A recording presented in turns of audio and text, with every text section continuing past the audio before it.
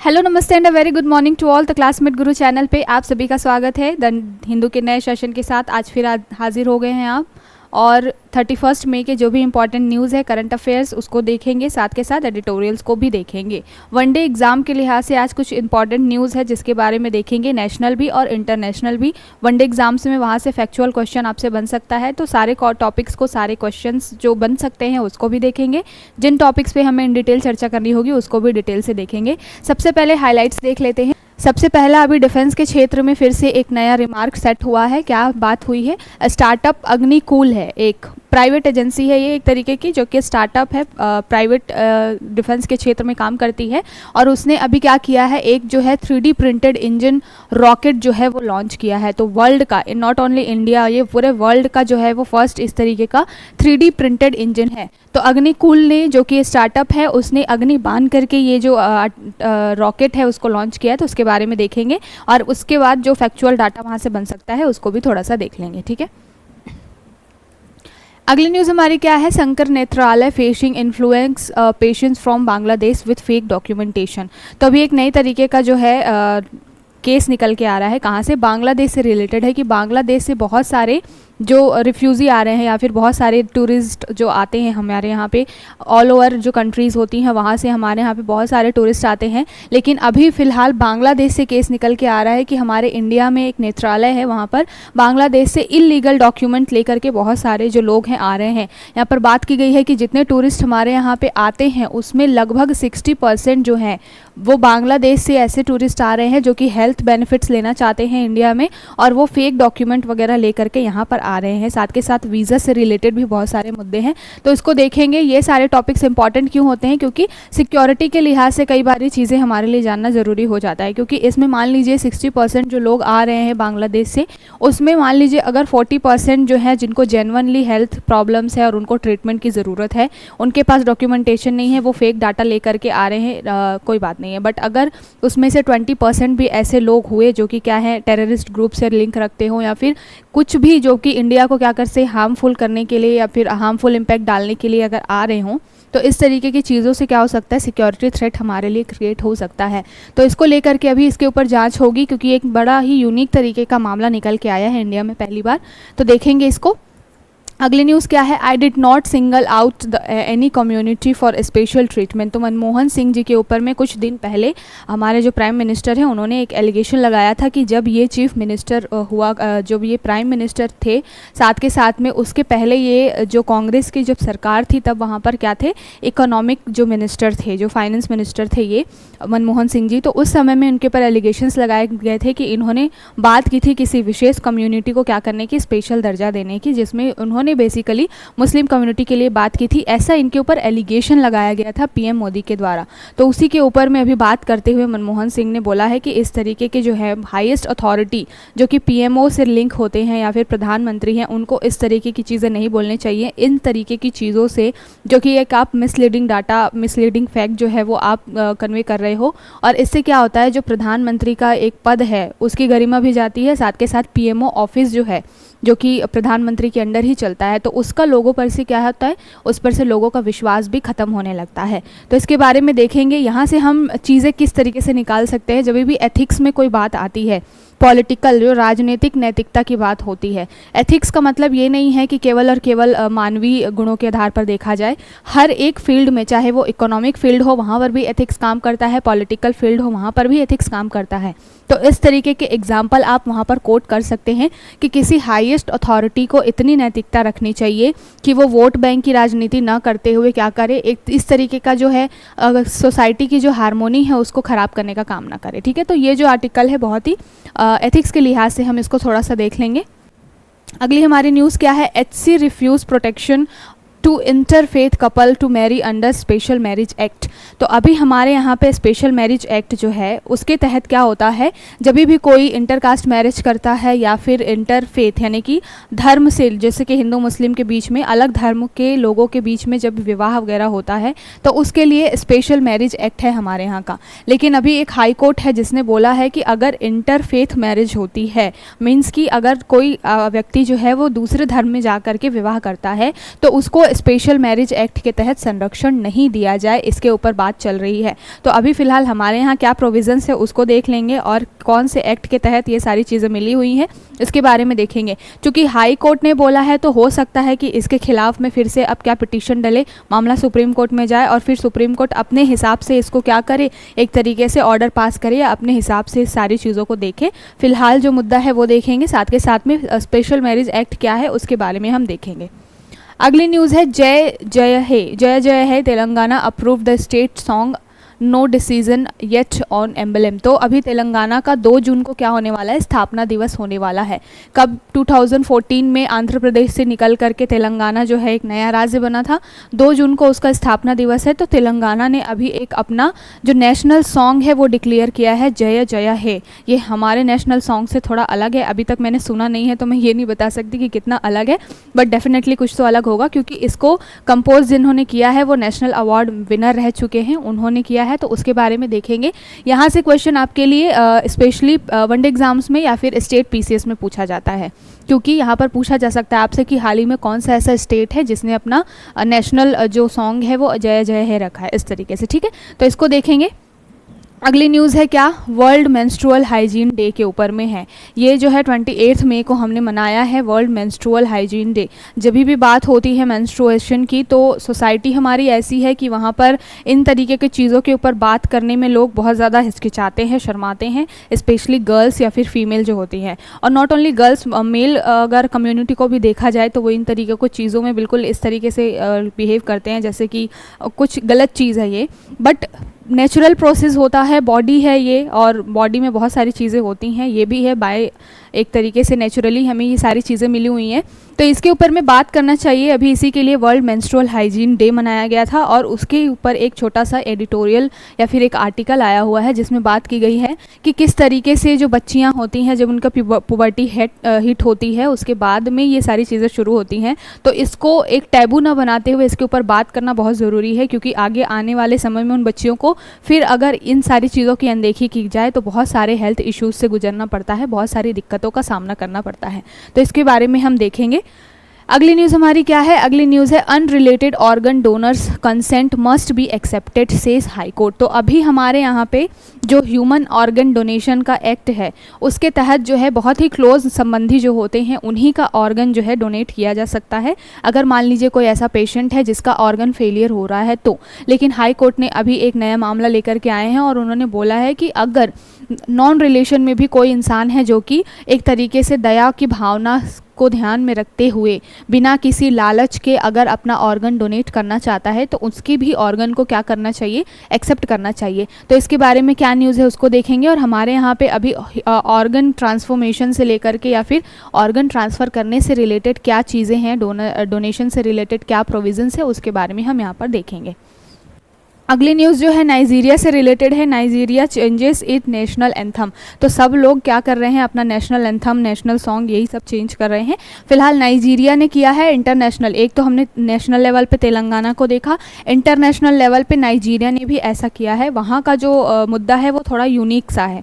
क्यों किया है नाइजीरिया ने, इसके बारे में देखेंगे। और यहाँ से भी क्वेश्चन आपके फैक्चुअल क्वेश्चन बन जाते हैं कई बार स्टेट पीसीएस में, तो कंट्री वाइज भी आपसे पूछा जा सकता है। ठीक है, तो इसको देखेंगे, साथ के साथ मैप भी देखेंगे हम नाइजीरिया का, क्योंकि इस तरीके के क्वेश्चन में आपसे स्पेशली जो वर्ल्ड की बाकी कंट्रीज़ होती हैं और जो अफ्रीकन कंट्रीज़ होती हैं वहाँ पर मैप के थ्रू आपसे क्वेश्चन बनने की भी संभावना रहती है। अगली न्यूज़ क्या है, gold worth tens of billion smuggled to the UAE each year. तो यहाँ पर बात की गई है कि हमने कल बात की थी, चाइना जो है अफ्रीका की तरफ बहुत ज़्यादा झुकाव अपना दिखा रहा है। क्यों दिखा रहा है, क्योंकि वहाँ पर मिनरल्स बहुत ज़्यादा हैं, वहाँ पर गोल्ड, वहाँ पर डायमंड बहुत ज़्यादा है। लेकिन अभी फ़िलहाल बात की गई है, एक रिपोर्ट निकल के आई है जिसमें बोला गया है कि अफ्रीका से बहुत बड़ी मात्रा में क्या हो रहा है, गोल्ड जो है, सोना जो है वो स्मगलिंग हो रही है उसकी अवैध तरीके से, और कहाँ पर भेजा जा रहा है, UAE में। सभी को मालूम है कि UAE बहुत ही एक तरीके से गोल्ड के मामले में एक तरीके से रिच कंट्री है। वहाँ पर बहुत सारे लोग अरबपति खरबपति रहते हैं और वहाँ पर स्मगलिंग के थ्रू ये सारी चीज़ें पहुँच रही हैं। तो इसको थोड़ा सा देखेंगे हम इस न्यूज़ को। अगली न्यूज़ क्या है, North Korea fires missile towards its eastern sea. तो नॉर्थ कोरिया जो है वो उसके ऊपर भी ईरान की ही तरह यूएसए बहुत बड़ी सैंक्शंस लगाता है, उसको कंट्रोल करने की कोशिश करता है, लेकिन जो नॉर्थ कोरिया का जो भी वहाँ का हेड है उसको रोकना मतलब नामुमकिन है। अभी उन्होंने फिर से क्या किया है, अपना फायर मिसाइल लॉन्च किया है, कहाँ पर, ईस्टर्न सी में, जो कि जापान के आसपास है। तो इसके बारे में थोड़ा सा देख लेंगे क्योंकि कई बार इस तरीके से क्वेश्चन आपसे बन जाता है। अगली न्यूज़ क्या है, global fund launch touch a record in China as yuan slums. तो युआन जो है, चाइना की जो करेंसी है युआन, उसमें क्या हुआ है, अभी एक स्लो डाउन देखा गया है। ठीक है, तो उसके बारे में है, इसको थोड़ा सा देख लेंगे जनरल अवेयरनेस के लिए, बहुत ज़्यादा इंपॉर्टेंट ये है नहीं। अगली न्यूज़ है, G calls for conference to discuss crisis in West Asia. ये बहुत ही इंटरेस्टिंग न्यूज़ है। जो कंट्री खुद ही दो स्टेट्स के बीच में हमेशा पिसता रहता है, हमेशा वो चाहता है कि आसपास की नेबरिंग कंट्री को क्या कर लिया जाए, ऑक्यूपाई कर लिया जाए, वो कंट्री शांति वार्ता लेकर के आ रहा है किसके ऊपर, इजराइल और फिलिस्तीन के ऊपर। यानी कि चाइना जो है वेस्ट एशिया में शांति स्थापित करने के लिए अभी एक कॉन्फ्रेंस करने के लिए जा रहा है। थोड़ा फनी है लेकिन इम्पॉर्टेंट है, क्वेश्चन बन सकता है आपसे कि एक तो ग्रुप हमने बना रखा है जिसके लिए अभी हाल ही में स्विट्ज़रलैंड के जो हाईएस्ट ऑफिशियल आए थे हमारे यहाँ पे, उन्होंने इंडिया को इनवाइट किया था, वो भी शांति वार्ता स्थापित करने की बात कर रहे थे यूक्रेन और रशिया के बीच में। लेकिन यहाँ पर शी जिनपिंग जी, चाइना के जो प्रेसिडेंट हैं, वो वेस्ट एशिया में शांति लाने की बात कर रहे हैं और 2 स्टेट वाला जो कॉन्सेप्ट है उसको हटाने की बात कर रहे हैं। तो ये बहुत इंटरेस्टिंग है क्योंकि इनका खुद का ही जो मामला नेपाल के साथ में, तिब्बत वाला एरिया और ताइवान के साथ में इनका चलता रहता है। ठीक है, तो देखेंगे इसको। अगली न्यूज़ है, save us from the drug menace, Punjab villagers tell parties. तो यहाँ पर इलेक्शन से रिलेटेड ये बहुत छोटी सी न्यूज़ है, इसको थोड़ा सा देख लेंगे। यहाँ पर जो लोग हैं, किसान हैं, उनका मेन मुद्दा क्या है, हम सबको मालूम है, उड़ता पंजाब सबने देखी होगी आई थिंक, और पंजाब में सबसे बड़ा एक तरीके से थ्रेट है जो कि, और चैलेंज भी है गवर्नमेंट के लिए, वो क्या है, ड्रग्स। जहाँ पर बहुत सारे जो युवा हैं वहाँ के, वो नशीली चीज़ों को बहुत ज़्यादा कंज्यूम करते हैं, ड्रग्स वगैरह का बहुत ज़्यादा वहाँ पर क्या होता है, सेवन होता है, यूज़ होता है। तो ये यहाँ पर पंजाब में अभी इलेक्शन के टाइम में बहुत ज़्यादा कंसर्न है और पूरी जो वहाँ की जनता है वो इसकी डिमांड कर रही है कि जो भी नई गवर्नमेंट आए वो क्या करे, इस समस्या से पंजाब को छुटकारा दिला पाए। तो अच्छी बात है, रोटी कपड़ा मकान से ऊपर उठ के समाज के लिए और क्या ज़रूरत है, इसका एक एग्जाम्पल सेट कर रही है पंजाब की जनता। लेकिन इंडिया में ऑल ओवर इस तरीके की कंडीशन आने में अभी बहुत टाइम लगेगा। अभी भी हमारे यहाँ पे सारा जो इलेक्शन है वो धर्म के ऊपर ही चल रहा है फ़िलहाल। तो ये जो बेसिक चीज़ें होती हैं, हेल्थ हुआ, एजुकेशन हुआ, इस तरीके की नशाखोरी से रिलेटेड जो चीज़ें हैं, इन सब के ऊपर ध्यान बहुत कम लोगों का जाता है। लेकिन पंजाब जो है एक तरीके का एग्जाम्पल सेट कर रहा है, इसके बारे में देखेंगे। अगली जो एडिटोरियल है ये जो है टोबैको के ऊपर है और यहाँ पर बात की गई है कि the tobacco epidemic in India. तो एपिडेमिक, पेंडेमिक क्या होता है, जो बहुत ज़्यादा बड़े लेवल पे अगर कोई बीमारी फैल जाती है अलग अलग कॉन्टिनेंट, अलग अलग कंट्रीज़ में, तो उसको पेंडेमिक बोला जाता है। और एपिडेमिक का मतलब है किसी एक कंट्री में, एक ही कंट्री के अंदर जब बहुत बड़े लेवल पे कोई समस्या या फिर कोई बीमारी बहुत फैलती है उसको एपिडेमिक बोला जाता है। ठीक है, तो यहाँ पर तंबाकू जो है, जो गुटखा, पान मसाला बहुत सारे लोग कंज्यूम करते हैं, जो पढ़ रहे होंगे, वीडियो देख रहे होंगे, उनमें से भी बहुत सारे लोग करते होंगे कंज्यूम, आई नो। तो अभी जो है हम एडिटोरियल के थ्रू बात करेंगे कि देख लीजिए भाई क्या साइड इफ़ेक्ट्स हैं इसके। ऐसे तो लिखा होता है कि इनका सेवन करना जानलेवा है, इससे कैंसर हो सकता है, बट फिर भी आप लोग कंज्यूम करते हैं, अच्छी बात तो नहीं है बिल्कुल भी। खैर, जो एडिटोरियल बात करता है इसके ऊपर देखेंगे, इंडिया में क्या समस्याएं हैं उसको देखेंगे। पॉलिसीज़ हमारे यहाँ बहुत सारी है, लेकिन फिर भी क्यों नहीं रेगुलेट हो रहा है, क्योंकि मनी का खेल है यहाँ पर, तो उसके बारे में देखेंगे। ठीक है, तो काफ़ी अच्छा एक एडिटोरियल है। अगली न्यूज़ हमारी क्या है, द राइजिंग इंसिडेंस ऑफ, एक second, the rising incidence of pediatric inflammation bowel disease. तो यहाँ पर आईबीडी के बारे में बात की जा रही है।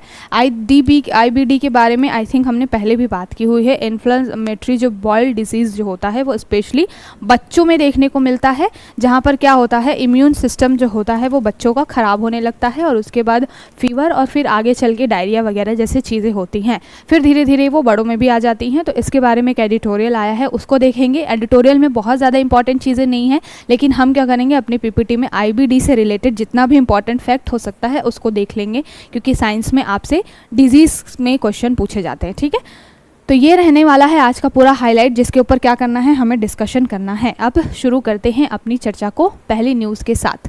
बात कहाँ पर की जा रही है, सबसे पहले डिफेंस से रिलेटेड है, जीएस पेपर 3। ठीक है, यहाँ पर देखने को क्या मिल रहा है अभी कि एक हमारे यहाँ पे प्राइवेट स्टार्टअप कंपनी है जिसका नाम क्या है, अग्निकुल। तो नाम में कंफ्यूज नहीं होना है, जो कंपनी का नाम है वो है अग्निकुल और जो रॉकेट इन्होंने बनाया है उसका नाम क्या है, अग्निबाण।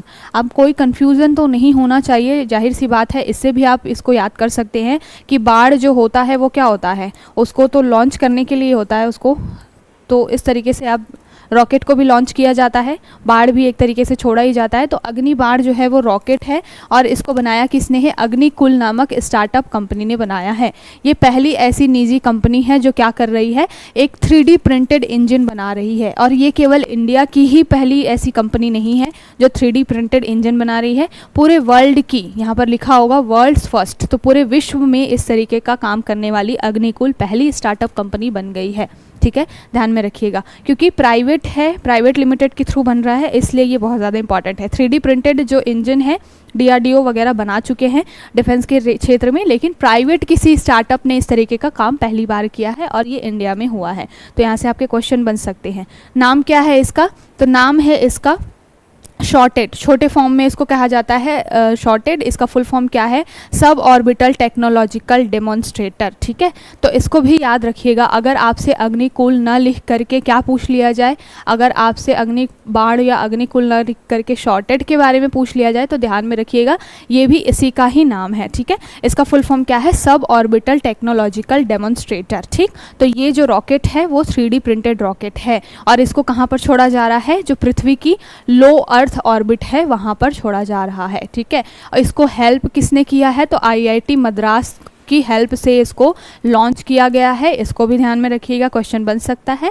और इसरो ने भी क्या किया है, इसमें थोड़ी अपनी एक तरीके से खुशी जाहिर की है, क्योंकि इस तरीके के हमारे यहाँ पे जो भी काम होता है वो इसरो वगैरह ही करते हैं। तो इसरो ने अभी अपने स्पेस एक्स, जो उनका जो एक्स है, स्पेस एक्स नहीं एक्स जो है, यानी कि ट्विटर अकाउंट है जिसका नाम अब चेंज हो गया है, एक्स हो गया है, वहाँ पर इसकी सूचना दी है। ठीक है, तो हमारे लिए 2-3 नाम इंपॉर्टेंट थे। पहला तो क्या, एक तो कंपनी अग्निकुल, दूसरा रॉकेट का नाम अग्निबाण है जिसको हम दूसरे फॉर्म में शॉर्टेड भी कह रहे हैं।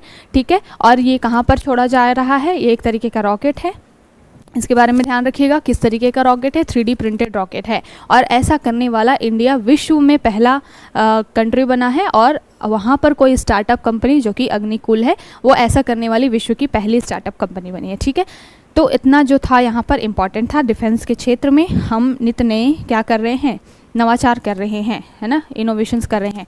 कल हमने रुद्रम के बारे में बात की थी, रुद्रम 2 के बारे में। ठीक है, तो उसके बारे में आपको बताना है कि रुद्रम 2 जो है वो किसने बनाया है, इसरो ने बनाया है या फिर DRDO ने बनाया है, आपको कमेंट सेक्शन में बताना है। ठीक है, अब यहाँ पर हमने सारी चीज़ें देख ली हैं। अग्निकुल कॉस्मोस जो है कंपनी है, अग्निबाण दोनों ही क्या है, एक तरीके की निजी भारतीय एरोस्पेस स्टार्टअप है। और अग्निकुल कॉस्मोस प्राइवेट लिमिटेड है, ये चेन्नई में स्थित है। और अभी हमने बात की कि इन्होंने क्या किया है, अभी एक रॉकेट बनाया है। ठीक है, तो अग्निकुल का ध्यान बेसिकली लो अर्थ ऑर्बिट के लिए ही होता है। लो अर्थ ऑर्बिट क्या होता है, पृथ्वी की सतह से 160 किलोमीटर से लेकर के मैक्सिमम, अगर आप 1000 किलोमीटर भी, और एकदम बहुत ज़्यादा मैक्सिमम अगर जाएंगे तो 2000 किलोमीटर की ऊंचाई तक में जो अर्थ ऑर्बिट होता है वहाँ के लिए रॉकेट और सैटेलाइट्स वगैरह छोड़े जाते हैं। तो बेसिकली अग्निकुल स्टार्टअप जो है वो लो अर्थ ऑर्बिट के लिए ही क्या करती है, उपग्रह वगैरह बनाती है। ठीक है, फिलहाल इसने उपग्रह नहीं क्या बनाया है, रॉकेट बनाया है, इसको भी रॉकेट लॉन्च किया है। ठीक है, इसको भी ध्यान में रखिएगा। यहाँ पर और कुछ इंपॉर्टेंट नहीं है, जो भी इंपॉर्टेंट चीज़ें थी जहाँ से क्वेश्चन बनता है उसको हमने बता दिया है आपको। ये जो है एक नए तरीके का चैलेंज निकल के आया है, सिक्योरिटी के लिहाज से भी देख सकते हैं। अगर टूरिज़्म के लिहाज से देखें कि हमारे इंडिया पे ऊपर बर्डन कितना है टूरिज़्म का, तो आप इससे भी देख सकते हैं। किस प्रकार का टूरिज़्म, हेल्थ टूरिज़्म का। हमारे इंडिया में बहुत ज़्यादा जो है विदेशों से लोग आते हैं इलाज करवाने के लिए। ये बात अलग है कि हमारे यहाँ के जितने रईस लोग हैं वो इलाज कराने के लिए बहुत बड़े बड़े जो हॉस्पिटल्स होते हैं विदेशों में वहाँ जाते हैं। लेकिन अगर आप डाटा उठा करके देखेंगे तो इंडिया में बहुत ज़्यादा हेल्थ टूरिस्ट जो आते हैं, जिनका काम जो होता है बेसिकली वो आसपास के नेबरिंग कंट्रीज़ के होते हैं और ये हमारे यहाँ पे आते हैं। तो अभी एक डाटा के थ्रू बात की गई है कि हर साल हमारे यहाँ पे जितने भी टूरिस्ट आते हैं हेल्थ के क्षेत्र में, वहाँ से लगभग 60% अकेले बांग्लादेश से आ रहे हैं। और इसमें भी बहुत सारे ऐसे लोग हैं जो कि फेक डॉक्यूमेंट लेकर के आ रहे हैं इलाज करवाने के लिए इंडिया में। तो यहाँ से एक तरीके का सिक्योरिटी थ्रेट क्रिएट हो सकता है। फिलहाल यहाँ पर इस तरीके का मामला शंकर नेत्रालय से निकल के आया है, जो कि कहाँ पर है, चेन्नई में है, और यहाँ पर इस तरीके के केस निकल के आए हैं। अब इसकी इन्वेस्टिगेशन होगी, फिर आगे पता चलेगा कि मुद्दा क्या है, लोग इस तरीके से क्यों आ रहे हैं, ठीक है। लेकिन ये आपको पता होना चाहिए कि किसके बारे में बात की जा रही है, हेल्थ टूरिज्म के बारे में बात की जा रही है, ठीक है। तो ये एक जनरल अवेयरनेस के लिए बात थी। दूसरा मुद्दा भी एक ये भी आया है कि वीज़ा वगैरह से रिलेटेड भी यहाँ पर कुछ मुद्दे हैं, जैसे कि बांग्लादेश की गवर्नमेंट जो है वो वीज़ा प्रोवाइड नहीं कर रही है, हेल्थ वीज़ा जल्दी से प्रोवाइड नहीं कर रही है यहाँ पर जो टूरिस्ट आना चाहते हैं उनको। इस वजह से भी उनको क्या हो रहा है, इलीगल तरीके से आना पड़ रहा है, ठीक है। तो कई सारे मुद्दे होते हैं किसी भी काम के पीछे। अब इसकी इन्वेस्टिगेशन होगी तो पता चलेगा कि ये मुद्दा गवर्नमेंट की कमी की वजह से हो रहा है वहाँ की, या फिर इसमें कुछ इलीगल ऐसे भी मिलिटेंट्स हैं या फिर ऐसे भी लोग हैं जो कि इंडिया में थ्रेट क्रिएट करना चाहते हैं। तो अभी क्या है, हर एक कदम फूंक फूंक के रखना पड़ता है, क्योंकि हमने अभी कुछ दिनों में देखा है हमारे यहाँ पे स्कूलों में बॉम्ब के थ्रेट्स आ रहे हैं, हमारे यहाँ पे जो एरोप्लेन है वहाँ पर बॉम्ब के थ्रेट्स आ रहे हैं, एयरपोर्ट वगैरह पे। तो इस तरीके से हर एक चीज़ को सिक्योरिटी के पर्पज़ से देखना बहुत ही अभी क्या है, ज़रूरी है, ठीक। अगली ये छोटी सी न्यूज़ है, एथिक्स के हिसाब से आप इसको देख सकते हैं। यहाँ पर बात किसके बारे में की जा रही है, मनमोहन सिंह जी ने बात की है पहली बात तो, जो कि फॉर्मर प्राइम मिनिस्टर रह चुके हैं, हमारे इकोनॉमिस्ट भी रह चुके हैं, बहुत ही एक अच्छे, एक तरीके से कहना चाहिए अर्थशास्त्री हैं। 1991 में जब LPG रिफॉर्म आया था तो तब ये इकोनॉमिक मिनिस्टर थे आई थिंक वहाँ पे, और इनकी वजह से ही देश जो है उस समय आर्थिक मंदी से निकल के बाहर आया था, ठीक है। तो बहुत बड़ा कंट्रीब्यूशन है इनका। वो अलग बात है कि ये राजनीति में आए जब से, तो इनके साथ में बहुत सारी चीज़ें ऐसी हुई, कम बोलते हैं, इस वजह से इनको बहुत ज़्यादा इनके ऊपर जोक्स बनाए गए। लेकिन अगर पर्सनैलिटी वाइज देखा जाए तो ये बहुत ही एक तरीके से उम्दा व्यक्तित्व है, मुझे तो लगते हैं पर्सनली फ़िलहाल। तो यहाँ पर बात क्या की गई है, अभी कुछ दिनों पहले जो PM मोदी हैं उन्होंने इनके ऊपर में ऐसा ही फॉल्स एलिगेशन लगा दिया था। किसी मंच पर वो प्रचार करने गए थे और उन्होंने बोला था कि एक टाइम पहले जब मनमोहन सिंह जी कैबिनेट में थे तब उन्होंने जो क्या किया था, किसी स्पेशल माइनॉरिटी को बहुत ज़्यादा हक देने की बात की थी। उनका इशारा जो था वो मुस्लिम माइनॉरिटी की तरफ था। तो उसके ऊपर अभी इन्होंने मनमोहन सिंह जी ने बोला है, और ये बात ऐसे नहीं बोला है कि किसी व्यक्ति ने मेरे लिए कोई ख़राब बात बोल दी तो मैं उसको रिटेलिएट कर रही हूँ या मैं उसको रोक रही हूँ। उन्होंने एथिकल बेस पे बात की है। उन्होंने बोला है कि इस तरीके का अगर कोई प्राइम मिनिस्टर इस तरीके का मिसलीडिंग चीज़ें फैलाता है या इस तरीके की बातें बोलता है तो ये किसकी डिग्निटी को हार्म करता है, PMO office, prime minister office की डिग्निटी को हार्म करता है। लोगों का भरोसा कहीं ना कहीं उठता है यहाँ से कि इतना सर्वोच्च पद पे बैठा हुआ कोई व्यक्ति जिसको जनता इतना एडमायर करती है, इतना देखती है, लोगों में क्रेज़ बहुत ज़्यादा है मोदी जी का, तो इस तरीके से सर्वोच्च पद पर बैठा हुआ जो भी व्यक्ति है उसको अपनी डिग्निटी को मेंटेन करके रखना चाहिए। कोई भी मिसलीडिंग चीज़ जो है जिससे कि समाज की, सोसाइटी की हारमोनी जो है क्या वो ब्रेक हो, ख़त्म हो, उस चीज़ों को ध्यान में रखते हुए ऐसी बातों को नहीं करना चाहिए। इसको लेकर के मनमोहन सिंह जी ने अपना स्टेटमेंट दिया है। तो ये सारे एग्जाम्पल्स जो है ना एथिक्स में हम यूज़ कर सकते हैं। हम इसमें पार्टी का नाम यूज़ नहीं कर सकते, हम इसमें इसका ये नाम यूज़ नहीं कर सकते कि मनमोहन सिंह ने बोला या मोदी ने बोला, बट हम ये ज़रूर इस एग्जाम्पल के थ्रू कर सकते हैं कि कोई भी एथिकल बात आती है, अगर मान लीजिए कि सर्वोच्च पद पे बैठा व्यक्ति है उसको किस तरीके से एथिक्स को फॉलो करके चलना चाहिए, तो वहाँ पर आप इसको एक तरीके से एग्जाम्पल के थ्रू दे सकते हैं कि सर्वोच्च पद पर बैठा व्यक्ति इस तरीके की हरकतें ना करे तो वही ठीक लगता है। और हाल में ऐसे कई मामले देखे गए हैं इस तरीके से, ठीक है। तो कोई भी डाटा जो होता है उसको किस तरीके से हमें अपने आंसर राइटिंग में यूज़ करना है, ये हमारी कला होनी चाहिए। और ये होगा कब, जब आपको सिलेबस का ईच एंड एवरी पॉइंट जो है क्या होगा, रटा होगा, तभी जा करके आप कोई भी न्यूज़ पढ़ेंगे वहाँ से अपने काम की चीज़ निकाल पाएंगे, ठीक है। तो ध्यान में रखिएगा। अगली न्यूज़ है फैक्चुअल डाटा के हिसाब से बहुत इंपॉर्टेंट है, साथ के साथ में एक नया जो है कॉन्सेप्ट निकल के आएगा। अब इसके ऊपर बहुत डिबेट होगी। यहाँ पर भोपाल जो है MP में, हाई कोर्ट भोपाल में है, और वहाँ पर जो MP का हाई कोर्ट है उन्होंने अभी एक नया ऑर्डर दे दिया है। किसके बारे में, SC refuse protection to interfaith couple to marry under special marriage act. तो मामला गया था 23 साल का जो कपल था उनके शादी को लेकर के अनूपपुर डिस्ट्रिक्ट में उन्होंने इंटरफेथ मैरिज की थी, यानी कि हिंदू मुस्लिम जो भी कपल्स थे वो अलग अलग धर्म के थे, और उन्होंने कोर्ट में अपनी शादी को रजिस्टर कराने के लिए स्पेशल मैरिज एक्ट के थ्रू क्या किया था, एक तरीके से मांग की थी। तो वहाँ पर हाई कोर्ट में जब ये मुद्दा गया तो कोर्ट ने इनको क्या कर दिया, रिफ्यूज़ कर दिया, और एक नई कंट्रोवर्सी निकल के आ गई कि जो भी इंटरफेथ मैरिज करेगा उसको स्पेशल मैरिज एक्ट के तहत मान्यता नहीं दी जाएगी।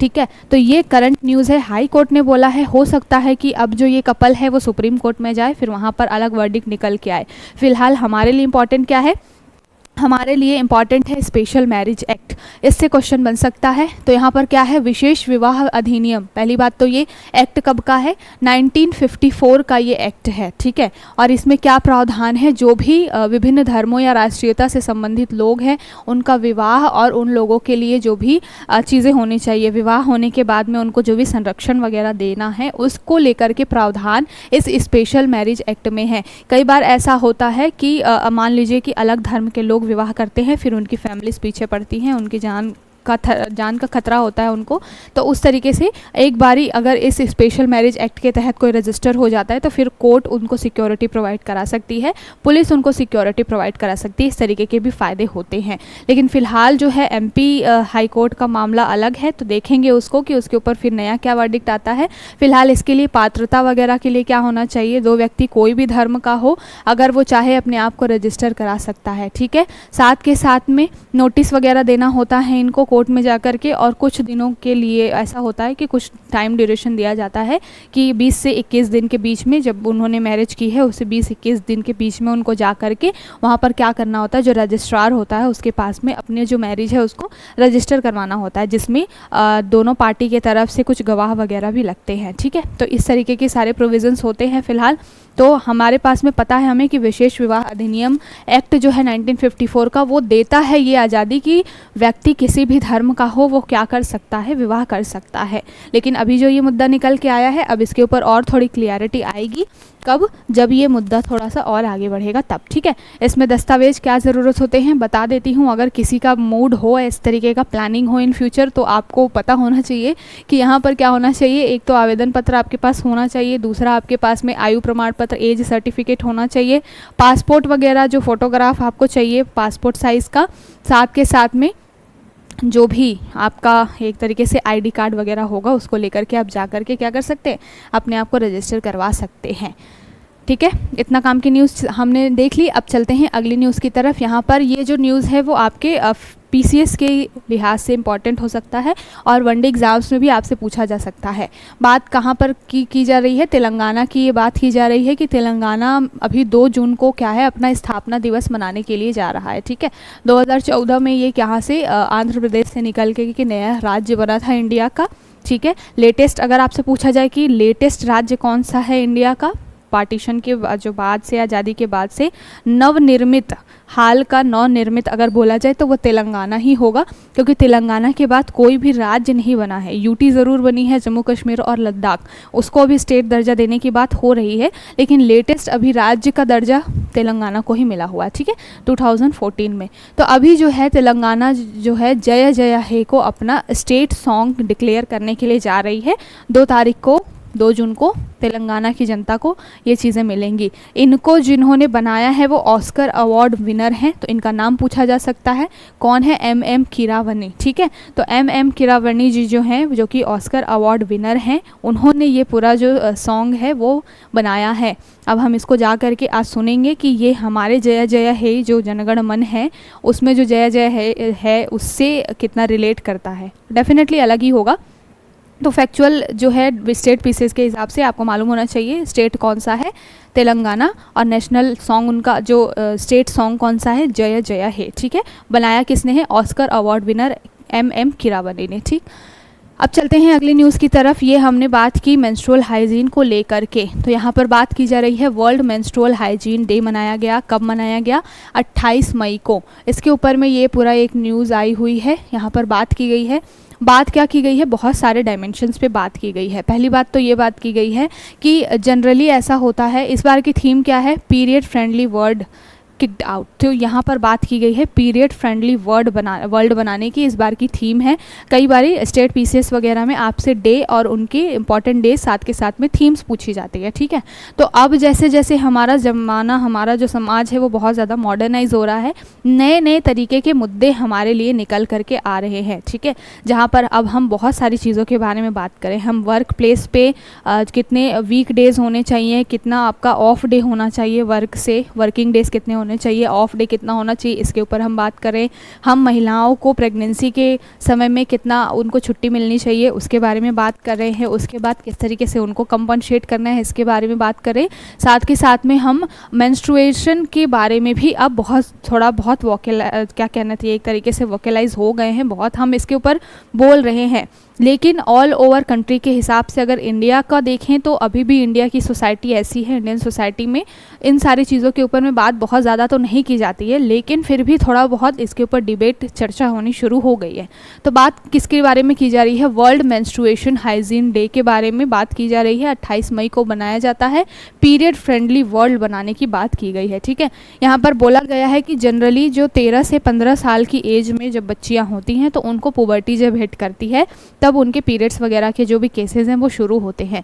लेकिन हमारी सोसाइटी ऐसी है, इन टॉपिक्स पे बहुत ज़्यादा बात नहीं करती है, उनको एक टैबू मान के चलती है।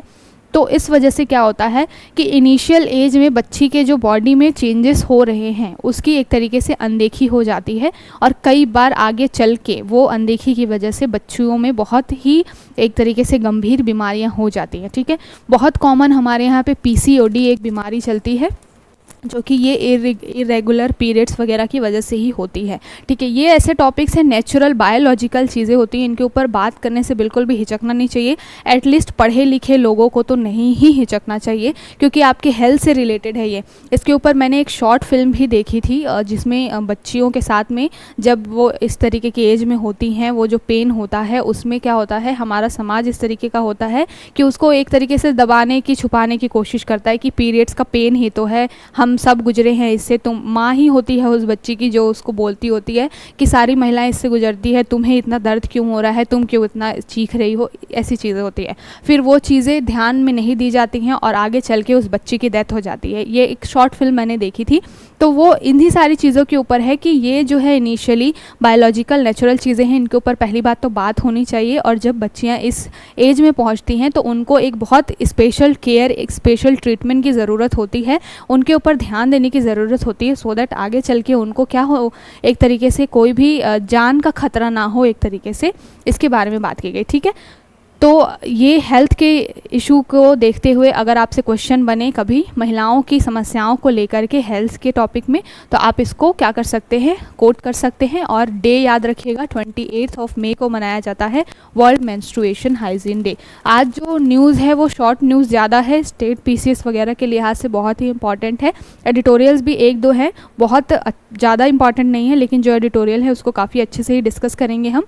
तो आप देखते जाइए, आपको यहाँ से बहुत सारे आज इन्फॉर्मेटिव डाटा मिलेंगे। अब अगली जो न्यूज़ है वो किसके बारे में बात कर रही है, ये जीएस पेपर 3 हेल्थ से रिलेटेड है। यहाँ पर डोनेशन, जो ऑर्गन डोनेशन को लेकर के बात हो रही है इंडिया में, अभी बोला गया है, एक रिपोर्ट आती है उसमें बात की गई है, अभी लेटेस्ट रिपोर्ट तो नहीं आई है, जो ऑर्गन डोनेशन का जो एक तरीके से रेट है हमारे यहाँ बहुत कम है, इसके बारे में बात की गई है कि लोग बहुत ज़्यादा अवेयर नहीं हैं और कई लोग तो डरते भी हैं ऑर्गन डोनेट करने से। साथ के साथ में इंसान जिंदा हो तब तो लगाव हो या ना हो हमारे सोसाइटी का, मरने के बाद लोगों से एक अलग ही लगाव लोगों को हो जाता है कि वो बोलते हैं कि हम बॉडी डोनेट नहीं करेंगे, वो चीड़ फाड़ होगी, पोस्टमार्टम होगा वगैरह वगैरह सारी चीज़ें। तो अगर आप वेस्टर्न कंट्रीज़ में देखेंगे तो ये सारी चीज़ें ज़्यादा एक तरीके से नॉर्मल हैं उनके लिए। और हमारे यहाँ पे एक सोसाइटी का एक माइंडसेट भी होता है, गलत कुछ भी नहीं है उसमें, हर इंसान का अपने जो प्रियजन होते हैं उनसे लगाव होता है। फिलहाल यहाँ पर मुद्दा क्या हो रहा है, यहाँ पर मुद्दा है unrelated organ donors consent must be accepted says high court. तो जो चेन्नई जो है तमिलनाडु का जो हाई कोर्ट है वहाँ पर ये मामला निकल के आया है। हाई कोर्ट ने बोला है कि अभी तक हमारे यहाँ जो रूल है उसमें 2011 में अमेंडमेंट किया गया है, अभी हम उसको भी देखेंगे कि ऑर्गन डोनेशन से रिलेटेड कौन सा एक्ट है। 2011 में अमेंडमेंट करके ये बोल दिया गया था कि जो ऑर्गन डोनेशन है वो निकट संबंधी का ही होना चाहिए। मतलब कि अगर मान लीजिए कि किसी फैमिली में कोई मेंबर है जिसको ऑर्गन फेलियर हो गया है, मान लीजिए किडनी लिवर से रिलेटेड कोई फेलियर हो गया है, तो जो डायलिसिस होगा या फिर ऑर्गन ट्रांसप्लांट होगा वो उनकी फैमिली या फिर निकट संबंधियों में से, रिलेटिव्स में से ही कोई ऑर्गन डोनेट कर सकता है। इस तरीके के प्रोविज़न आए थे। ठीक है, ये मुद्दा क्यों आया था? क्योंकि ऑर्गन डोनेशन जो है अपने आप में इलीगल काम के लिए एक बहुत बड़ा मार्केट क्रिएट करके देता है। इलीगली बहुत ज़्यादा लोगों का क्या होता है, आपने देखा भी होगा, अवेयर भी होंगे अगर आप डेली न्यूज़ वगैरह पढ़ते होंगे काफ़ी लंबे समय से, तो कई बार ऐसे केसेस आते हैं कि लोगों को क्या कर लिया जाता है, किडनैप कर लिया जाता है, फिर उनको मार करके उनके जो बॉडी पार्ट्स होते हैं, ऑर्गन्स होते हैं, उनको क्या किया जाता है, बेचा जाता है। इस तरीके के केसेस बहुत आते हैं। तो ऑर्गन डोनेशन जो है अपने आप में बहुत बड़ा एक चैलेंजिंग फील्ड है, इसको रेगुलेट करने की बहुत ज़रूरत होती है। इसीलिए हमारी पॉलिसी को अमेंड कर दिया गया था और ये बोल दिया गया था कि निकट संबंधी ही ऑर्गन दे सकते हैं। लेकिन अभी हाई कोर्ट जो है चेन्नई का, उन्होंने ये बोला है कि अगर कोई व्यक्ति ऐसा है जो कर्टसी दिखा करके, दया दिखा करके चाहता है, जो कि रिलेशन में नहीं आता फिर भी चाहता है कि वो अपना जो ऑर्गन है वो डोनेट करना चाह रहा है, तो ऐसे व्यक्तियों को संदेह की निगाह से नहीं देखना है और उनको ये परमिट करना है कि वो जा कर के क्या कर सके, ऑर्गन डोनेट कर सके। ठीक है, तो अब ये जो पूरा मुद्दा है इसके ऊपर साथ के साथ इन्होंने, हाईकोर्ट ने ये भी बोला है कि गवर्नमेंट को क्या करना चाहिए, जो इनकी पॉलिसीज़ हैं उसको थोड़ा सा रिवाइज़ करना चाहिए और थोड़ी बहुत एक तरीके से कहना चाहिए कि लिबर्टी थोड़ी सी लोगों को देनी चाहिए। एक लचीला जो है एक कानून होना चाहिए, बहुत ज़्यादा स्ट्रिक्ट भी नहीं होना चाहिए कि अगर कोई व्यक्ति अपनी एक खुद की इच्छा से देना चाहता है, भले वो रिलेशन में नहीं भी आता है, तो उसको इस तरीके से ना देखा जाए कि इसका कोई पर्पस हो सकता है। अगर कोई व्यक्ति देना चाहता है जिससे दूसरे की जान बच सकती है तो इसमें कोई खराबी नहीं है। ठीक है, तो ये तो न्यूज़ थी। हम यहाँ पर देख लेते हैं कि हमारे यहाँ पे प्रोविज़न क्या है। तो हमारे यहाँ पे मानव अंग प्रत्यारोपण अधिनियम है 1994 का। पहली बात तो ये इम्पॉर्टेंट है कि कब का एक्ट है, 1994 का। ठीक है, ये आपसे पूछा जा सकता है। ह्यूमन जो ऑर्गन ट्रांसफ़र, एक तरीके से ट्रांसफ़र करने का या फिर ट्रांसप्लांट करने का एक्ट है कब का, 1994। ठीक है, याद रखिएगा। इसमें आगे चल के 2011 में संशोधन भी हुआ है। पहले हम देख लेते हैं 1994 का क्या है, कि ये भारत सरकार के द्वारा बनाया गया था 1994 में मानव अंगों के वाणिज्यिक लेन देन को रोकने के लिए। वाणिज्यिक लेन देन का क्या मतलब है कि पहले जो था वो ऑर्गन्स जो हैं वो पैसे की वजह से बहुत ज़्यादा इलीगल तरीके से लेन देन किया जाता था। जैसा मैंने अभी बताया, अभी भी होता है ये इलीगल तरीके से कि लोगों को किडनैप करके, मार करके फिर उनके बॉडी पार्ट्स को बेच दिया जाता है, ऑर्गन्स को बेच दिया जाता है।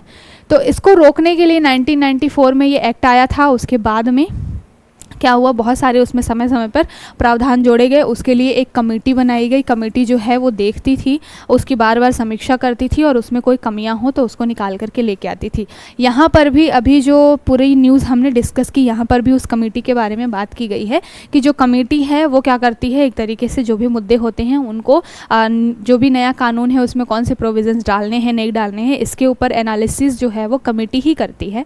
तो कोर्ट ने बोला था कि कमेटी को भी थोड़ा सा एक तरीके से लिबरलाइज होना चाहिए और अगर कोई व्यक्ति खुद से देना चाहता है अपने ऑर्गन्स तो फिर उसको परमिट करना चाहिए। ठीक है, तो यहाँ पर हमने बात की 1994 के एक्ट की। फिर 2011 में कुछ उसमें संशोधन किए गए। क्या संशोधन किए गए? अवैध लेन देन के घटनाओं को और भी ज़्यादा कंट्रोल करने के लिए उसमें बहुत सारे संशोधन किए गए और ये बोल दिया गया कि जो भी ऑर्गन डोनेट करेगा वो कौन करेगा, निकट संबंधी जो होगा वो क्या करेगा, जीवित व्यक्तियों का या फिर जीवित व्यक्ति या फिर जो निकट संबंधी होगा उनका, वो क्या करेगा, ऑर्गन को डोनेट करेगा। ये हमने 2011 में संशोधन करके इसमें प्रोविजंस जोड़ दिए हैं। अब इसी को लेकर के क्या होता है कि अभी ऐसा होता है कि मान लीजिए किसी व्यक्ति को ऑर्गन की ज़रूरत है, कोई फैमिली में ऐसा व्यक्ति है जिसका ऑर्गन जो है वो फिट नहीं बैठ रहा है, फिर अगर किसी परिवार को, किसी पेशेंट को दूसरे जो लोग हैं, नॉर्मल जो लोग हैं, जो उनके नॉन रिलेटिव है, अगर उनसे ऑर्गन्स लेने हैं तो फिर बहुत सारी क्या होती है, समस्याएं होती हैं। तो इसको ध्यान में रख करके कोर्ट ने, हाई कोर्ट ने अभी ये पूरा अपना ऑर्डर दिया है। अब देखते हैं कि इसके ऊपर में क्या आगे न्यूज़ आती है। ठीक, अब अगली न्यूज़ इंटरनेशनली बहुत इम्पॉर्टेंट है। अभी हमने तेलंगाना में बात की कि वहाँ पर अपना एक स्टेट सॉन्ग क्या किया है, रिलीज़ किया है। इसी तरीके का काम नाइजीरिया ने किया है, लेकिन नाइजीरिया का जो एक तरीके से उद्देश्य है वो बहुत ही अलग है। यहाँ के जो मेन अथॉरिटी हैं उनके ऊपर क्वेश्चन लगे थे। जो प्रेसिडेंट है बोला अहमद तिनुबू, तो बोला अहमद तिनुबू जो है इनके ऊपर में यहाँ की इनकी जनता ने ही एक तरीके से एलिगेशन लगाया था कि इनका जो भावना है वो राष्ट्र के प्रति एक तरीके से सही भावना नहीं है, राष्ट्र प्रेम की भावना इनमें नहीं है, देश प्रेम की भावना इनमें नहीं है। तो उस देश प्रेम की भावना को दिखाने के लिए जो बोला अहमद तिनुबू जी हैं, जो कि नाइजीरिया के प्रेसिडेंट हैं, उन्होंने क्या किया है, सडनली एकदम अचानक से जो उनका नेशनल सॉन्ग है, जो एंथम है, उसको चेंज करने की बात की है। ठीक है, तो आपसे पूछा जा सकता है कि हाल ही में कौन सा ऐसा देश है जिसने इस तरीके का कोई कदम उठाया है, तो अफ्रीका कॉन्टिनेंट में ये आता है। अभी हम मैप के थ्रू भी देख लेंगे इसको। और इनका जो स्लोगन क्या है, नाइजीरिया वी हेल थी। ठीक है, तो मतलब कि वो वहाँ की जनता को क्या कर रहे हैं, एकजुट करने वाला ये नेशनल एंथम लेकर के आए हैं। ठीक है, आपके लिए सिर्फ इम्पॉर्टेंट ये है, अगर स्टेट पीसीएस में क्वेश्चन बने तो क्या इंपॉर्टेंट है, नाइजीरिया। ये जो है नाइजीरिया आपको दिखाई दे रहा है, अफ्रीकन कॉन्टिनेंट का एक देश है। इसके राइट साइड में आपको चार्ट मिलेगा, नीचे आपको कैमरून दिखाई दे रहा है। और ये जो है लैंडलॉक कंट्री नहीं है। लैंडलॉक कंट्री क्यों नहीं है, क्योंकि इसके एक साइड में आपको अटलांटिक ओशन दिख रहा है। तो कोई भी टॉपिक न्यूज़ में होता है तो हमने बार बार ही बोला हुआ है कि इसी तरीके से आपको पढ़ना होता है। नाइजीरिया और नाइजर अलग अलग है, कंफ्यूज नहीं होइएगा। नाइजर जो है वो नॉर्थ में पड़ता है और उसके साउथ में नाइजीरिया आता है। ठीक है, उसके लेफ्ट साइड आपको बेनिन दिख रहा है।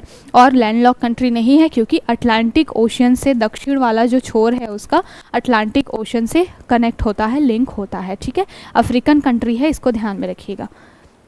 अब आपको यहाँ से क्या करना है, आपको जाना है और नाइजीरिया की कैपिटल और उसकी करेंसी को देखना है एक बार। ठीक है, तो ये आपका थोड़ा सा होमवर्क रहेगा। अगली न्यूज़ हमारी बहुत छोटी है और ये स्मगलिंग को लेकर के है कि किस तरीके से सोना जो है इंडियन सोसाइटी में तो सोना बहुत ही इम्पॉर्टेंट है ही। हमारी मम्मियाँ जो माताएं हैं हमारे यहाँ सोने से बहुत ज़्यादा प्रेम है उनको। ठीक है, और इंडिया में बहुत बड़े लेवल पे क्या होता है, सोना आयात भी किया जाता है। ठीक है, तो यहाँ पर बात की जा रही है कि यूएई जो है वहाँ पर बहुत ज़्यादा स्मगलिंग हो रही है सोने की। और कहाँ से हो रही है, अफ्रीका से हो रही है। बहुत ज़्यादा कुछ इंपॉर्टेंट इसमें चीज़ें नहीं हैं, लेकिन न्यूज़ थी तो उसको हमने देखा। अब यहाँ पर एक इम्पॉर्टेंट चीज़ ये है, डिफेंस में ही और इंटरनेशनल लेवल पे नॉर्थ कोरिया समय समय पर अपने मिसाइल वगैरह दाग करके ये बताता रहता है यूएसए को कि देखो भाई हम डरने वाले नहीं हैं, हमारे पास इतने हथियार हैं, ज़्यादा पंगा लोगे तो आगे चल के तुम्हें क्या हो सकता है, मुश्किलों का सामना करना पड़ सकता है। तो अभी नॉर्थ कोरिया ने क्या किया है, ईस्टर्न सी में अभी एक लॉन्च किया है अपना मिसाइल, फायर मिसाइल लॉन्च की है उसने। अब इसको ध्यान में रखते हुए जो जापान है वो थोड़ा सा टेंशन में आ गया है यहाँ पर, तो वो क्या कर रहा है, अपनी सिक्योरिटी वगैरह टाइटन कर रहा है। फिलहाल हमारे लिए इंपॉर्टेंट क्या है, नॉर्थ कोरिया, इसकी कैपिटल क्या है, प्योंगयांग। ठीक है, तो ध्यान में रखिएगा। और एक क्वेश्चन आपसे बनता है कि नॉर्थ कोरिया और साउथ कोरिया के बीच में कौन सा चैनल है जो कि डिवाइड करता है। ठीक है, तो नॉर्थ कोरिया साउथ कोरिया पहले एक हुआ करते थे, फिर बाद में उनको अलग अलग किया। उत्तर वाला भाग नॉर्थ कोरिया कहलाया, दक्षिण वाला भाग क्या किया, साउथ कोरिया कहलाया। पूरा ये जो आता है एरिया वो साउथ चाइना सी के अंतर्गत आता है। ठीक है, इसको आपको आज जा कर के मैप में देखना है। और साथ के साथ में आई थिंक 48 डिग्री चैनल जो है जो इनको क्या करता है, एक दूसरे से अलग करता है। तो ये भी आपसे कई बार क्वेश्चन पूछे जाते हैं। ठीक है, कि कौन सा चैनल है यहाँ पर, तो इसको हमने देख लिया। अब चलते हैं आगे जो न्यूज़ है वो चाइना से रिलेटेड है, बहुत इंपॉर्टेंट नहीं है। यहाँ पर इंडिया के बारे में कोई बात होती तो इसको डिस्कस किया जाता। दूसरी ये न्यूज़ बहुत इंपॉर्टेंट है, तो ये भी चाइना से ही रिलेटेड, लेकिन इंडिया के लिए इसका इम्पैक्ट है, इसलिए हम इसको डिस्कस करेंगे। बात क्या की जा रही है कि सी जिनपिंग जो है उन्होंने एक कॉन्फ्रेंस रखी है, क्राइसिस जो है वेस्ट एशिया में अभी फ़िलहाल उसके ऊपर बात करने के लिए। बहुत इंपॉर्टेंट है क्योंकि ये ख़त्म करना चाहते हैं 2 स्टेट पॉलिसी, जो कि इजराइल पैलेस्टीन के बीच विवाद चल रहा है। अब सोचने वाला मुद्दा ये है कि तिब्बत को ये अपना हिस्सा मानते हैं, और है भी मैप के थ्रू अगर देखा जाए तो। ताइवान पे ये अपना अधिकार दिखाते हैं। खुद ये 2 स्टेट जो भी ये डिस्प्यूट है उसको लेकर के चल रहे हैं, लेकिन इन सारी चीज़ों को साइड में करके इनका ध्यान किसके ऊपर है, वेस्ट एशिया के ऊपर इनका ध्यान है। ठीक है, तो ध्यान में रखिएगा, पूछा जाए कि अभी हाल ही में कौन सी कंट्री है जो इस तरीके का शांति वार्ता स्थापित कर रही है, तो चाइना ऑप्शन में होगा। तो बहुत सारे लोगों को कन्फ्यूजन हो जाएगा कि चाइना भी इस तरीके का काम कर सकती है क्या, वो खुद ही इन सारी चीज़ों में इन्वॉल्व होती है। बट हाँ, कई बारी होता है, हमें कुछ चीज़ें ऐसी करनी पड़ती है जो इंटरनली हम नहीं चाहते हैं, लेकिन हमें लोगों को आपस में बुलाने के लिए, अपनी तरफ करने के लिए करना पड़ता है।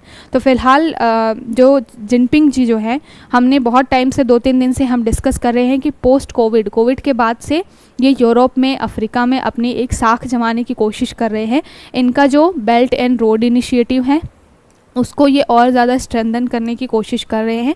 इसीलिए ये बाकी जो भी कंट्रीज़ हैं, वेस्ट एशिया की कंट्रीज़ हैं, आसपास के नेबरिंग कंट्रीज़ हैं, इसको अपनी तरफ एक लाने के लिए क्या कर रहे हैं, इस तरीके का शांति वार्ता वगैरह स्थापित कर रहे हैं। तो बेसिकली इनकी शांति वार्ता का कोई ऐसा मोटिव नहीं है कि ये समाज में शांति ही लाना चाहते हैं।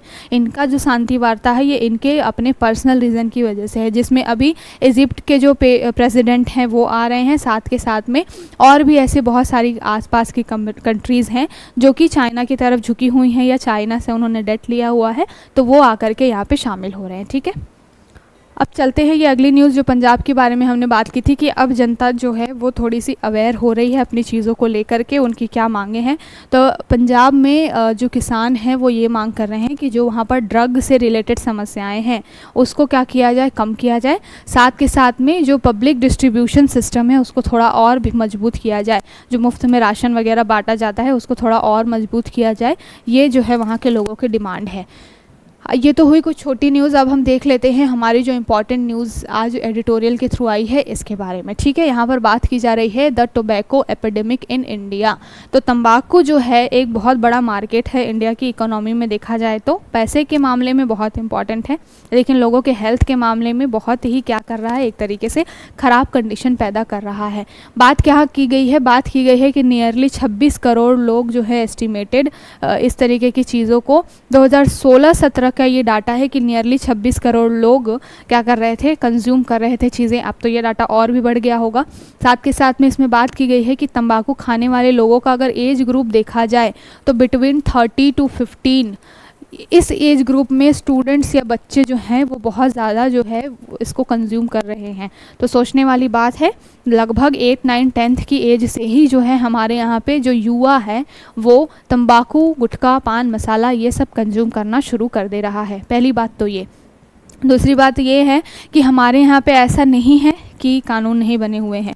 अगर आप डाटा की बात करें तो लगभग हर साल जो कंजप्शन है कितना हो रहा है, 1.7 लाख टन जो है, ये जो है क्या हो रहा है, 1.7 लाख टन तंबाकू जो है वो कंज्यूम हो रहा है, ये डाटा बताता है। मतलब कि तंबाकू का उपभोग लगभग 1.7 लाख टन है और इसको यूज़ करने वाले लोग 13 से 15 एज ग्रुप के बीच में हैं और ऑलमोस्ट इनिशियली 26 से अब लगभग 50% आबादी जो है इस तरीके से टोबैको वगैरह का कंज्यूम कर रही है। लेकिन क्या ऐसे रीज़न हैं जिसकी वजह से इसके ऊपर रेगुलेशंस नहीं लगाए जा रहे हैं? तो यहाँ पर बोला गया है कि इंडिया में एक फ्रेमवर्क है, WHO का एक फ्रेमवर्क है, framework convention on tobacco control, जिसको FTCT बोला जाता है। ठीक है, FCTC, ये WHO का एक क्या है, एक तरीके से कॉन्फ्रेंस है जो कि टोबैको कंट्रोल के ऊपर बात करता है। 2005 में ये बना था, तब से इंडिया इसका मेंबर है। ठीक है, इंडिया ने इसको क्या किया है, एक तरीके से रेटिफाई किया है।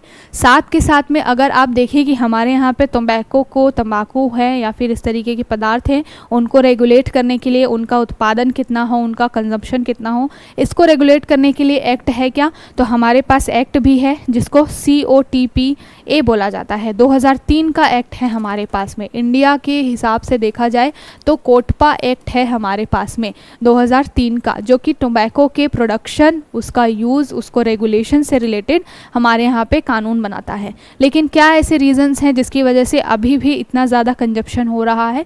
इसमें बताया गया है कि अगर आप देख लीजिए, लोगों में जो बड़े लोग हैं, हाईएस्ट अथॉरिटी हैं, उनको पैसे पहले दिखते हैं, ना कि लोगों की हेल्थ। अगर यहाँ पर बात की गई है कि अगर आप डाटा उठा करके देखिए, ICC men's cricket world cup जो हुआ 2023 में, ठीक है, तो 2023 का जो आईसीसी क्रिकेट जो मेंस वर्ल्ड कप अभी हाल ही में हुआ, जिसमें ऑस्ट्रेलिया जीत गया लास्ट मोमेंट पे आकर के, बहुत दुख हुआ था। तो वहाँ पर देखा गया है कि बड़े बड़े होर्डिंग्स लगे हुए थे और 2 टोबैको पान मसाला वाली कंपनीज जो थी वो इस मैच को स्पॉन्सर कर रही थी। बड़े बड़े होर्डिंग लगा करके लोगों को दिखाया गया। इससे क्या होता है, जनता, जो लोग आपको फॉलो कर रहे हैं, मान लीजिए सेलिब्रिटी है, कोई क्रिकेटर है जिसको जनता बहुत बाय हार्ट फॉलो करती है, अगर वो क्या कर रहे हैं, पान मसाला ये सब का क्या कर रहे हैं, एडवर्टाइजमेंट कर रहे हैं, या फिर जहाँ पर इतने बड़े नंबर पे आईसीसी क्रिकेट वर्ल्ड कप जो है वो इतने बड़े संख्या में देखा जाता है, पॉपुलेशन वाइज देखा जाए तो, जहाँ पर इतने भारी नंबर में जनता जो है आ करके आपका मैच वगैरह देख रही है, वहाँ पर आप क्या लोगों को दिखा रहे हो, वहाँ पर आप टोबैको, पान मसाला, इस तरीके के बड़े बड़े पोस्टर लगा के उन चीज़ों को और प्रमोट कर रहे हो। मीन्स कि इंडिया की पॉलिसी में क्या है, कमियाँ हैं। रेगुलेशन के लिए जो भी ये एक्ट बना हुआ है कोटपा का, ये रेगुलेट नहीं कर रहा है, यहाँ पर केवल और केवल फ़ायदा देखा जा रहा है इकोनॉमिकली, क्योंकि इसका मार्केट बहुत बड़ा है, लोग इसको कंज्यूम करते हैं बहुत ज़्यादा। आगे बात की गई है कि अगर हम बात करें डाटा की, तो 2020 में जो कोरोना आया था, तो जो भी डाटा अभी हमारे पास उपलब्ध है वो टोबैको के यूज़ से रिलेटेड वो 2020 के पहले का है।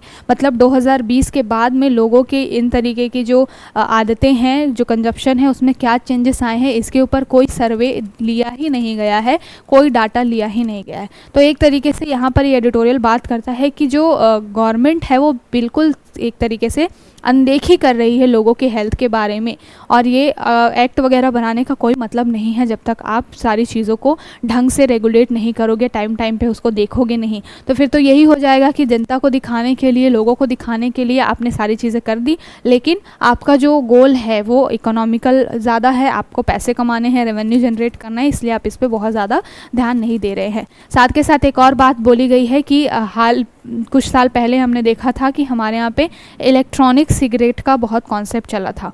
तो इलेक्ट्रॉनिक सिगरेट एक्ट आया था पेका 2019 का।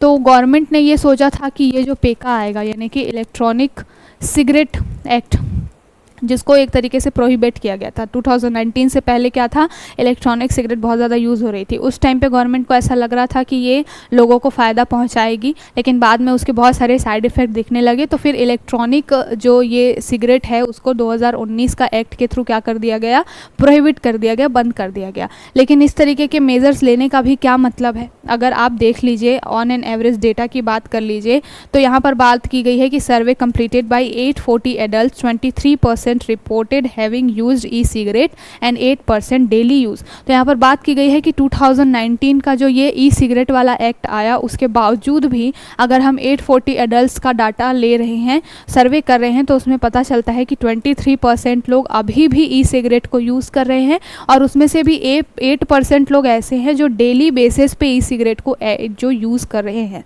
मीन्स की पॉलिसी में लूप होल बहुत ज़्यादा है, रेगुलेशन की बहुत ज़्यादा ज़रूरत है। ठीक है, तो जो लोग भी कंज्यूम करते हैं, नहीं करना चाहिए। पहली बात तो ध्यान में देख लीजिए, आगे चल के बहुत सारे इसके साइड इफ़ेक्ट्स होने वाले हैं शरीर पे। आप सभी को मालूम है, सब लोग इतने अवेयर हैं कि कैंसर वगैरह जैसी बीमारियां होती हैं बहुत सारा, और एक बार कैंसर होता है तो मतलब कोई परिवार, जो स्पेशली मिडिल क्लास फैमिली है, वो बर्बाद हो जाती है। उसका ट्रीटमेंट, उसके स्टेजेस ही इतने चलते रहते हैं। ठीक है, अब ये अगली न्यूज़ है, ये बात कर रही है इन्फ्लेमेटरी बाउल डिजीज़ के बारे में। ठीक है, तो इन्फ्लेमेटरी बाउल डिजीज़ क्या होता है? पहली बात तो कि यहाँ पर बात की गई है जो छोटे बच्चे होते हैं उनमें क्या होता है, जो WBC हमारे शरीर में क्या काम करती है, रोग प्रतिरोधक क्षमता बढ़ाने का काम करती है।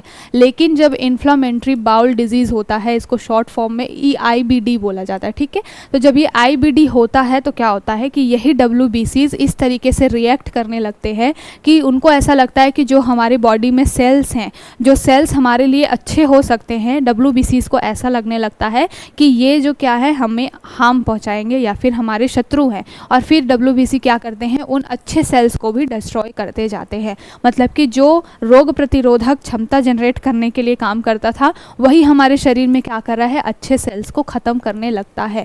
तो इसको कहते हैं IBD। ठीक है, WBC में बेसिकली एक तरीके से खराबी आ जाती है, जिसकी वजह से ये सारी चीज़ें होती हैं। और इसमें बात की गई है कि जनरली छोटे बच्चों में होता है, फिर ये अनदेखी की वजह से फीवर, बाद में डायरिया, फिर ब्लड वगैरह आना, ये सारी चीज़ें चीज़ें होने लग जाती है। ठीक है, तो यहाँ पर बहुत ज़्यादा बात नहीं की गई है, यहाँ पर वही चीज़ें बोली गई है कि हमारे यहाँ पे इस सारी चीज़ों को देखने की ज़रूरत है, डायग्नोसिस अच्छे तरीके से हो, अनदेखी ना हो, इन सारी चीज़ों के बारे में। हमारे लिए यहाँ से क्वेश्चन क्या बन सकता है, हम उसको देख लेते हैं। तो सबसे पहले इन्फ्लेमेटरी बाउल डिजीज़ के बारे में बोला जाए तो किस तरीके की बीमारी है, गैस्ट्रोइंटेस्टाइनल बीमारी है, ये पेट से संबंधित एक बीमारी है, सबसे पहली बात तो ये। ठीक है, तो जीआई भी इसको बोला जाता है इन शॉर्ट। और ये क्या है, क्रोनिक इन्फ्लामेटरी स्थिति है, और ये एक तरीके से दो टाइप के होते हैं, एक तो अल्सरेटिव भी होते हैं जो कि बॉडी में जो पेट वगैरह होता है, आंत वगैरह होती है, उसमें घाव बना देते हैं, और कुछ नॉर्मल होते हैं जिनको क्रोहन रोग भी बोला जाता है। तो इसके दो नाम हैं, अगर आपसे पूछा जाए, इन्फ्लेमेटरी बाउल डिजीज़ भी बोला जा सकता है, क्रोहन रोग बोला जाए तो भी इसी को बोला जा रहा है, और अल्सरेटिव कोलाइटिस बोला जाए तो वो भी इन्फ्लेमेटरी बाउल डिजीज़ का ही नाम है, कंफ्यूज नहीं होइएगा। अल्सरेटिव कहने का मतलब क्या है कि अगर इस तरीके का कोई चीज़ होता है तो फिर बॉडी में सूजन या फिर अल्सर हो जाएगा। क्रोहन रोग क्या होगा, इसमें एक तरीके से सूजन या फिर अल्सर तो नहीं होगा, लेकिन वही है कि मुंह से लेकर गुदा तक क्या होगा, जो पूरा रास्ता होगा उसमें बहुत सारी तकलीफ़ें होंगी, बच्चे को ब्लीडिंग वगैरह होगी, इस तरीके की पाचन तंत्र खराब हो जाएगा, इन सारी चीज़ों को। ठीक है, इसके लिए अगर आप बात कीजिए कि कारण क्या होता है, तो कारण वही होता है जो मैंने बताया, आनुवंशिक कारण भी हो सकता है, और जो इन्वायरमेंटल भी रीजंस हो सकते हैं, साथ के साथ में जो आपका प्रतिरक्षा प्रणाली, जो कि आपका बॉडी का एक तरीके से रोगों से लड़ने की जो क्षमता है, इम्यून सिस्टम जो है, वो जब खराब हो जाता है तब ये सारी बीमारियां आपको होती है। ठीक है, तो बेसिकली यही दो तीन चीज़ें बन सकती है यहाँ से, किस तरीके की बीमारी है, क्यों होती हैं, क्योंकि बॉडी में जो है रोगों से लड़ने की क्षमता जो है वो कम हो जाती है, WBCs वगैरह सही से काम नहीं करते हैं इसकी वजह से। ठीक है, तो आई होप आपको समझ में आया होगा कि क्या पूरा मुद्दा था, हमने सारे टॉपिक्स को, तो ये था आज का पूरा इंपॉर्टेंट न्यूज़ जिसको बहुत अच्छे से डिस्कस किया है हमने। कल फिर मिलेंगे नए टॉपिक्स के साथ, जहाँ पर नए टॉपिक्स की हम अच्छे से चर्चा करेंगे, एडिटोरियल डिस्कशन और न्यूज़ के साथ में। तब तक के लिए अपना ध्यान रखिए, जो क्लासमेट गुरु चैनल को ज़्यादा से ज़्यादा लाइक करिए, शेयर करिए, सब्सक्राइब करिए। तब तक कल फिर मिलेंगे, तब तक के लिए बाय बाय, टेक केयर।